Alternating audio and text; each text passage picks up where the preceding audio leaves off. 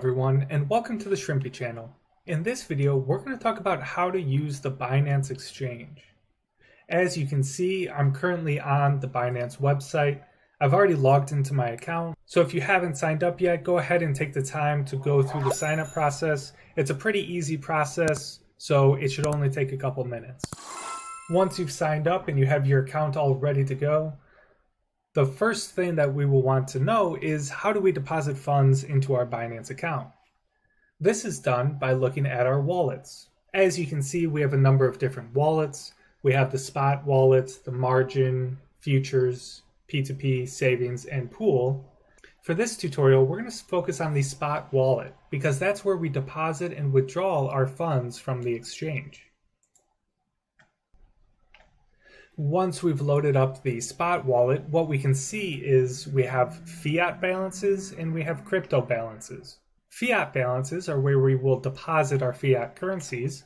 Later, we could use the exchange to execute trades between fiat currencies and cryptocurrencies. Another option, if you don't want to deposit fiat currencies, you can deposit crypto balances. Let's go ahead and take an example really quick. Let's say we have Chainlink somewhere, say in a hardware wallet or something like that, and we want to deposit that to the exchange. All we have to do is select deposit. Immediately, we will see this QR code that shows up. So this is the QR code for my account, so you should not use this QR code for your account. And this is the link address for my account as well. Once again, do not use these addresses. You should go to your account and use your addresses.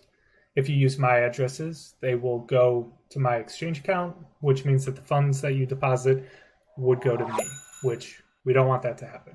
Okay, so now that we know how to deposit, let's say we deposited some funds into our Chainlink account.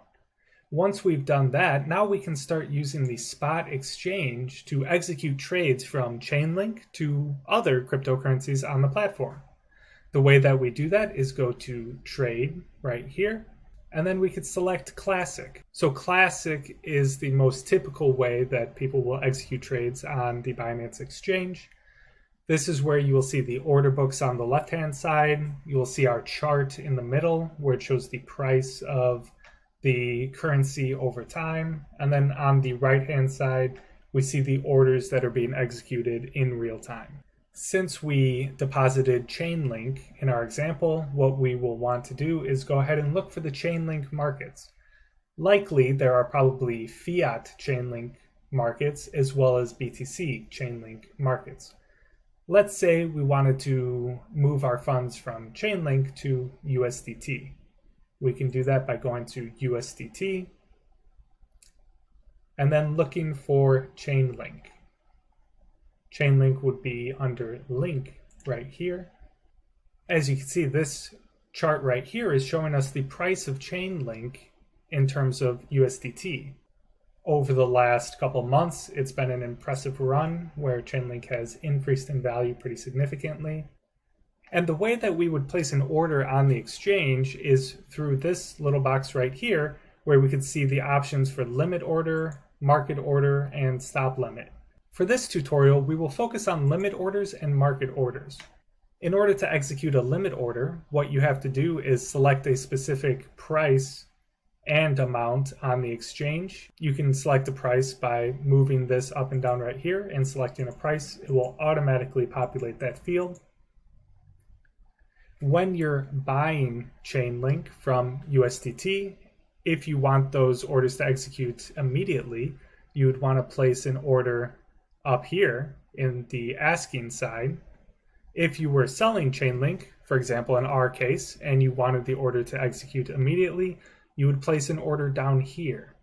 So you would select a price that's below the current bid price for selling Chainlink to USDT. So we could select a price like $16.14, and then we would enter the amount of Chainlink that we would want to buy or sell. In this case, we'd be selling Chainlink, so we'd go over here and we would enter an amount. For example, if we deposited 10 Chainlink, we can put 10 in that column and then execute the sell by clicking the sell button. On the other side, if we wanted to buy Chainlink, say after a couple weeks we sold Chainlink But then we saw that the price of Chainlink was starting to go up again, and we wanted to buy Chainlink. We could do that by typing in this column the price of Chainlink that you want to buy. Select the price, and then we could enter the amount of Chainlink that we want to buy. So imagine we can buy 10 Chainlink with the amount of USDT that we have. We just put in 10 here and then select buy Chainlink. Similar to limit orders, there's market orders. The major difference from market orders is you can't enter a price. You can only enter an amount.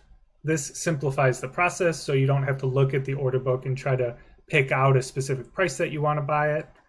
Instead, it will automatically look at the best prices available on the exchange and take those orders for you. Notice that market orders cannot place open orders on the exchange. The orders will execute immediately. So if you wanted to buy 10 Chainlink, essentially what the exchange would do is it would look at the best asking prices for Chainlink on the exchanges, and it would systematically execute the orders until you have purchased 10 Chainlink. If you consumed one level of the order book and there was still more Chainlink that you needed to purchase in order to get to that 10, it would take the next available open order on the exchange, and it would continue this process increasingly until you got your 10 Chainlink. This process of consuming consecutive levels of the order book is called slippage.